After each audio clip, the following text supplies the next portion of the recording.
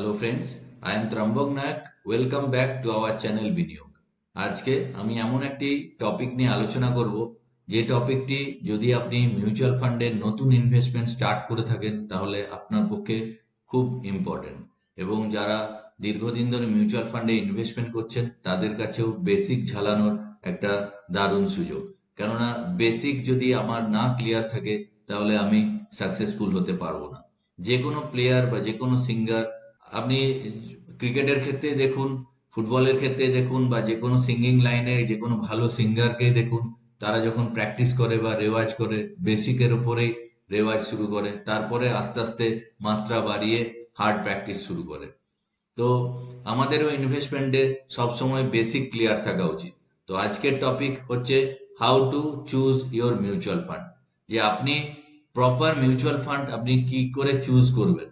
ধরুন আপনি নিজেই ইনভেস্টমেন্ট করছেন, আপনার কাছে কোনো গাইড সেইভাবে নেই, তাহলে এই ভিডিওটি আপনার পক্ষে দেখা অত্যন্ত জরুরি। আমি স্টেপ বাই স্টেপ আলোচনা করেছি, ভিডিওটি শেষ পর্যন্ত দেখতে থাকুন। পারলে একটি লাইক করবেন এবং সঙ্গে বন্ধুদের সঙ্গে শেয়ার করতে অবশ্যই ভুলবেন না। তো আসুন আপনাদের স্ক্রিনে নিয়ে যাই। দেখুন, how to choose best mutual fund for your goals. Define your financial goal. এখানে সব থেকে আগে যেটা দরকার, যে আপনাকে নিজের গোল আগে নির্দিষ্ট করতে হবে, মানে নিজেকে ঠিক করতে হবে। অ্যাকচুয়ালি আমরা যখন ইনভেস্টমেন্ট করি তখন নিজেকে কোশ্চেন করা উচিত যে এটা আমি কোন কারণের জন্য আমি ইনভেস্টমেন্ট করছি, আমার পারপাস কি, তাহলেই আপনি সঠিক সিদ্ধান্ত নিতে পারবেন। উইদাউট পারপাস যদি আপনি ইনভেস্টমেন্ট করেন তাহলে আপনার ইনভেস্টমেন্ট করতে ভুল হতে পারে।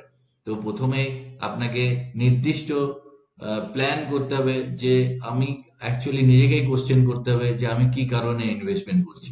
নেক্সট স্লাইডে, identify what you want to achieve. প্রথমে আপনি নিজেকে আইডেন্টিফাই করুন যে আপনি কি অ্যাচিভ করতে চান। যে কোনো মানুষের জেনারেলি তিনটে গোল থাকে, একটা শর্ট টার্ম গোল থাকে, একটা মিডিয়াম টার্ম গোল থাকে, একটা লং টার্ম গোল থাকে। ধরুন ইমার্জেন্সি ফান্ডের জন্য আপনি মিউচুয়াল ফান্ডে ইনভেস্টমেন্ট করতে চান, তা সেই জাতীয় মিউচুয়াল ফান্ড আছে।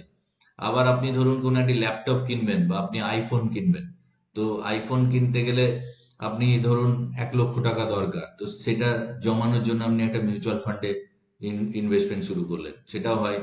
কোনো আপনি ভেকেশনে যাবেন, ধরুন কাশ্মীর ট্যুর করবেন পরের বছর আপনার ফ্যামিলি নিয়ে, তো কাশ্মীর ট্যুর করতে টোটাল হয়তো 80,000 টাকা বা 1 লক্ষ টাকা খরচ, তো সেটার জন্য আপনি ইনভেস্টমেন্ট স্টার্ট করতে পারেন। নেক্সট গোল হচ্ছে medium term goals, 3 to 7 years. এখানে বাইং এ কার, ধরুন আপনি একটা কার পারচেস করবেন, কারটির দাম হয়তো 6 লাখ বা 7 লাখ, বা আরো একটু বেশি দামি এসইউভি কোনো কার পারচেস করবেন যেটার দাম হয়তো 15 লাখ থেকে 20 লাখ টাকা, তাহলে তার জন্য আপনি ইনভেস্টমেন্ট স্টার্ট করতে পারেন। এবার মনে হতে পারে যে কার তো লোনে পাওয়া যায়, তো অবশ্যই লোনে পাওয়া যায়, কিন্তু লোন নেওয়া খুবই সহজ, কিন্তু আফটার লোনের পরে যখন ইএমআই চলতে থাকে সেটা কতটা পেনফুল, যারা লোন নিয়েছে তারাই বুঝতে পারে। তো অ্যাভয়েড করা উচিত লোন নিয়ে কোনো কিছু পারচেস করা, বিশেষ করে হিউজ লোন নিয়ে, যেখানে লাইবিলিটি আপনার অ্যাকচুয়ালি কার হচ্ছে একটা ডেপ্রিসিয়েটিং অ্যাসেট, যে কারের ভ্যালু দিনকে দিন কমে, সেখানে আপনি আপনার অ্যাসেট তো নয়, আপনার ভ্যালু কমছে, সেখানে আপনি আবার লোন নিয়ে ইনভেস্টমেন্ট করছেন, তো এটা কখনোই করা উচিত নয়। তো সেই জন্য নির্দিষ্ট প্ল্যান করা উচিত। আর লং টার্ম গোলস, যেটা বলতে রিটায়ারমেন্ট, চাইল্ড এডুকেশন এবং ওয়েলথ ক্রিয়েশন। দেখুন 7 বছরের ওপরের যে গোলকে বলা হয় জেনারেলি লং টার্ম গোল। তো রিটায়ারমেন্টের জন্য আমাদের সবারই রিটায়ারমেন্ট কিট তৈরি করা উচিত, কারণ রিটায়ারমেন্ট অনেক ইয়ং ইনভেস্টারই চান যে তাড়াতাড়ি করে রিটায়ারমেন্ট করতে, 55 ইয়ার্সে 50 ইয়ার্সে রিটায়ারমেন্ট করতে। তাহলে 50 ইয়ার্সে যদি বা 55 ইয়ার্সে আপনাকে যদি রিটায়ারমেন্ট করতে হয়, তাহলে একটা হিউজ কর্পাস ক্রিয়েট করে রিটায়ার করতে হবে, কেননা আমাদের আয়ু কতদিন আমরা জানি না। জেনারেলি মেডিকেল সায়েন্সের উন্নতিতে আয়ু প্রায় 80+90 পর্যন্ত হয়ে যাচ্ছে। তো যদি কেউ 55-এ রিটায়ার করে আর কেউ যদি 90 ইয়ার্স পর্যন্ত বাঁচে, তাহলে প্রায় একটা 45 ইয়ার্সের রিটায়ারমেন্ট কিট তার তৈরি করতে হবে, নাহলে সে মুশকিলে পড়ে যাবে। আর ওয়েলথ ক্রিয়েশন কমপ্লিটলি আলাদা জিনিস। ওয়েলথ ক্রিয়েশন হচ্ছে আপনি ধরুন 10 কোটি টাকা তৈরি করতে চাইছেন বা 20 কোটি টাকা তৈরি করতে চাইছেন, যেটা থেকে আপনি একটা মেন্টাল পিস খুঁজে পাবেন, যেখান থেকে আপনার মেন্টাল স্টেবিলিটি থাকবে, যে আমার আর কোনো চিন্তা নেই, তো এটাকে বলে ওয়েলথ ক্রিয়েশন। আর চাইল্ড কিডসদের ফিউচারের জন্য কোনো ভালো এডুকেশন, কোনো ফরেনে আপনি ভালো এডুকেশন দিতে চাইছেন, তার জন্য এডুকেশন প্ল্যান হিসেবে ইনভেস্টমেন্ট করা যায়। তাহলে এই তিনটে goal, short term goal, medium term goals, long term goals, তাহলে আপনাকে প্রথমে নির্ধারণ করতে হবে আপনি কি অ্যাচিভ করতে চান, সেই অনুযায়ী মিউচুয়াল ফান্ড করতে হবে। আর সব থেকে বড় কথা যে risk tolerance, next topic, risk tolerance. এখানে আমরা যেটা প্রায় ভুল করে থাকি, একই অফিসে দুজনে কাজ করছে, ধরুন রাম আর শ্যাম, দুজনের রিস্ক টলারেন্স আলাদা, দুজনে আলাদা আলাদা ব্যাকগ্রাউন্ড থেকে, ফ্যামিলি ব্যাকগ্রাউন্ড থেকে এসছে। কেউ একটু ধনী প্রকৃতির ব্যাকগ্রাউন্ড থেকে এসছে, কেউ খুবই নিম্ন মধ্যবিত্ত, তাদের রিস্ক টলারেন্স আলাদা হবে। বা এখানে রাম হয়তো তার পৈতৃক বাড়িতেই আছে, তার কোনো নতুন করে বাড়ি করার দরকার নেই বা ফ্ল্যাট করার দরকার নেই, কিন্তু শ্যাম একটা ফ্ল্যাট অলরেডি কিনেছে 2 BHK বা 3 BHK, তার এখানে হিউজ ইএমআই তার ধরুন চলছে তার রোজগারের সাপেক্ষে, তো সেখানে তার রিস্ক টলারেন্স কিন্তু রামের থেকে শ্যামের অনেক কম হয়ে যাবে, সেটা মাথায় রাখা উচিত। তো নেক্সট পয়েন্ট যেটা আমি বলছি, assess your risk tolerance. Risk tolerance অনুযায়ী 3 ধরনের ফান্ড হয়, low risk, moderate risk, high risk.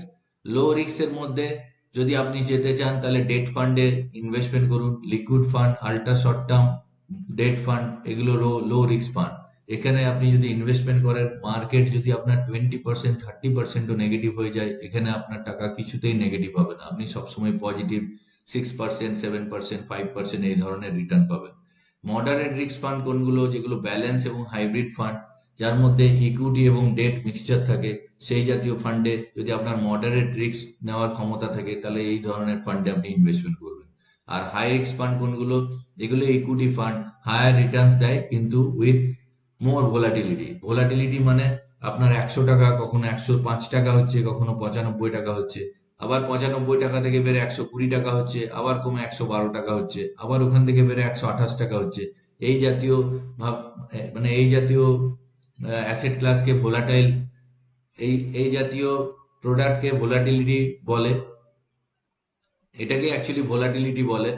তো এই জাতীয় অ্যাসেট ক্লাসে ভোলাটিলিটি থাকলেও কিন্তু লং টার্মে হিউজ ওয়েলথ ক্রিয়েট হয়।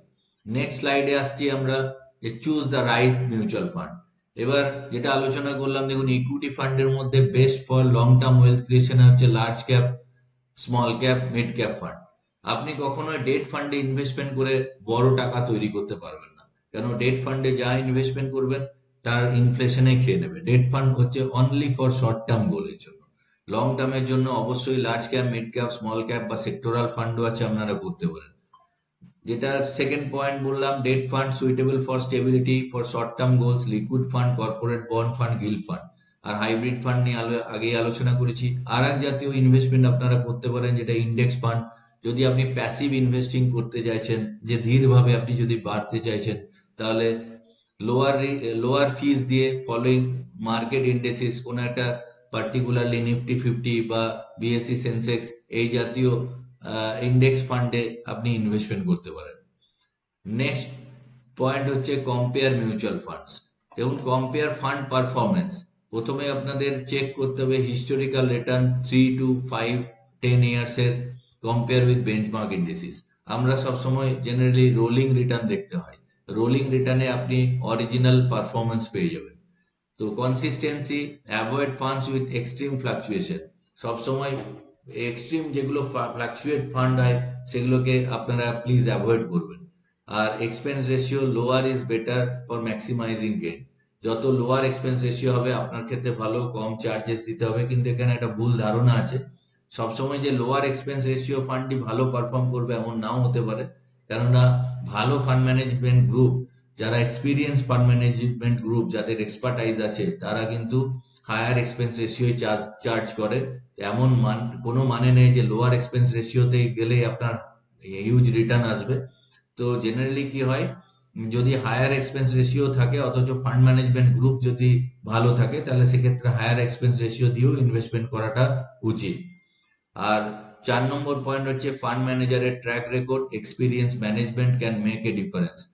আমি যেটা বললাম যে একটা এক্সপিরিয়েন্স ফান্ড ম্যানেজমেন্ট কিন্তু ডিফারেন্স তৈরি করে দেয়, সেখানে হায়ার এক্সপেন্স রেশিও থাকলেও। নেক্সট পয়েন্ট হচ্ছে ট্যাক্স এর ইমপ্লিকেশন। ট্যাক্স আপনাকে জেনে নিতে হবে, 2 ধরনের ট্যাক্স আছে, একটা short term capital gain tax, একটা long term capital gain tax.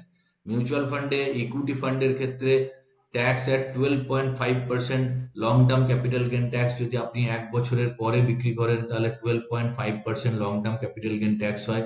এখানে স্ক্রিনে দেখতেই পাচ্ছেন এলটিসিজি গ্রেটার দেন 1.25 লাখ, যদি আপনার 1,25,000 টাকার বেশি গেন আসে তার উপরে 12.5% আপনার ট্যাক্সেবল ইনকাম।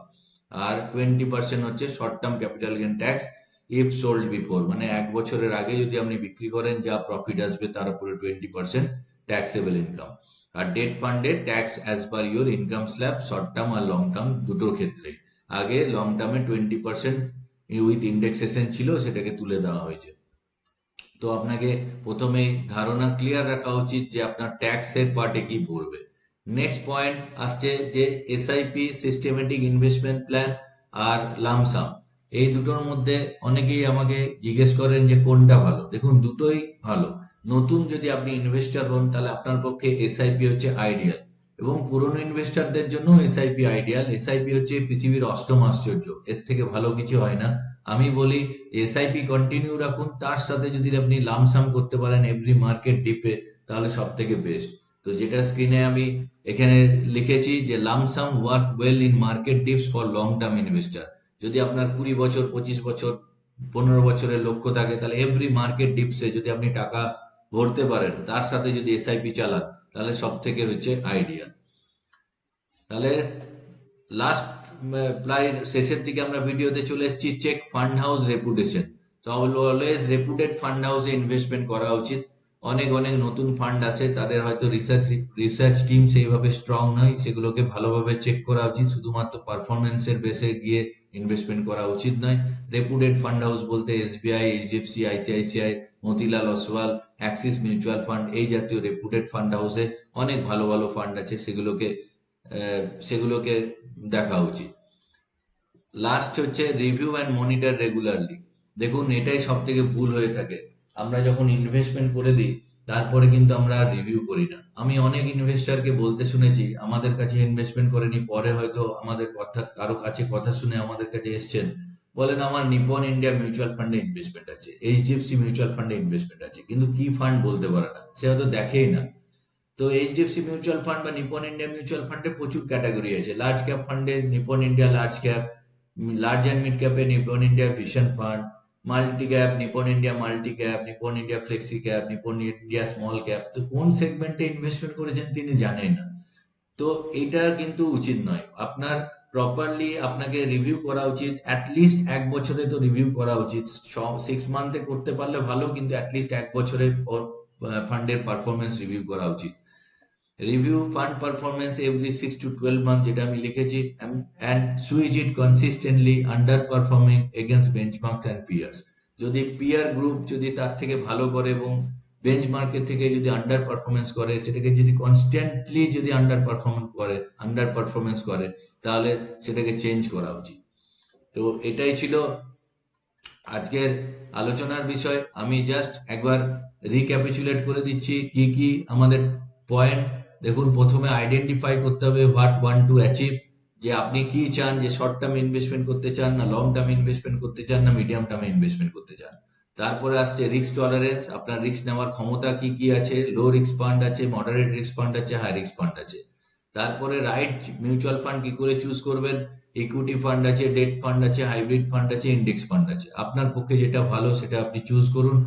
আর তারপরে হচ্ছে compare fund performance historical data অনুযায়ী, 3 বছর, 5 বছর, 10 বছরের রোলিং রিটার্ন দেখে, এবং এক্সপেন্স রেশিও দেখে, কনসিস্টেন্সি দেখে, এবং ফান্ড ম্যানেজারের ট্র্যাক রেকর্ড দেখে আপনি পারফরমেন্স জাজ করবেন।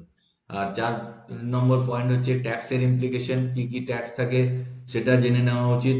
Short term capital gain tax কাকে বলে, long term capital gain tax কাকে বলে, এগুলো নিয়ে স্বচ্ছ ধারণা থাকা উচিত। আর ইনভেস্টমেন্টের মোড, এসআইপি এবং লামসাম। এসআইপি, লামসাম দুটোই ভালো, কোনটা কার ক্ষেত্রে ভালো সেটা নিয়ে আমি ডিসকাশন করলাম। তারপর হচ্ছে check fund house reputation, always reputed fund হাউসে স্টে ইনভেস্ট থাকতে হয়। আর লাস্ট পয়েন্ট হচ্ছে রিভিউ অ্যান্ড মনিটর রেগুলারলি, যেটা সব থেকে প্রয়োজনীয়, যে আমি ইনভেস্টমেন্ট করে ফেলেছি কিন্তু আমার রিভিউ করার কোনো লোক নেই, বা আমি রিভিউ করতে আমি লেজিনেস ফিল করছি, তাহলে কিন্তু আপনার রিটার্ন কিন্তু ওঠানামা করতে পারে। তো তো এই পয়েন্টগুলি যদি আপনি ক্লিয়ার কাট একটা স্বচ্ছ ধারণা রাখতে পারেন এবং বেসিক যদি আপনার ক্লিয়ার থাকে, তাহলে আপনি একজন সফল ইনভেস্টর হবেন। আমরা আশা করি আপনারা এই ভিডিওটি পছন্দ করছেন, সেই জন্য প্লিজ একটি লাইক করবেন। লাইক করলে আমরা উৎসাহ পাই, এবং পারলে বন্ধুদের সঙ্গে শেয়ার করবেন, এবং সাবস্ক্রাইব না করা থাকলে অবশ্যই সাবস্ক্রাইব করে নেবেন বেল আইকনে ক্লিক করে। তাহলে আমার যে কোনো ভিডিও এলেই আপনি ভিডিওটি পেয়ে যাবেন।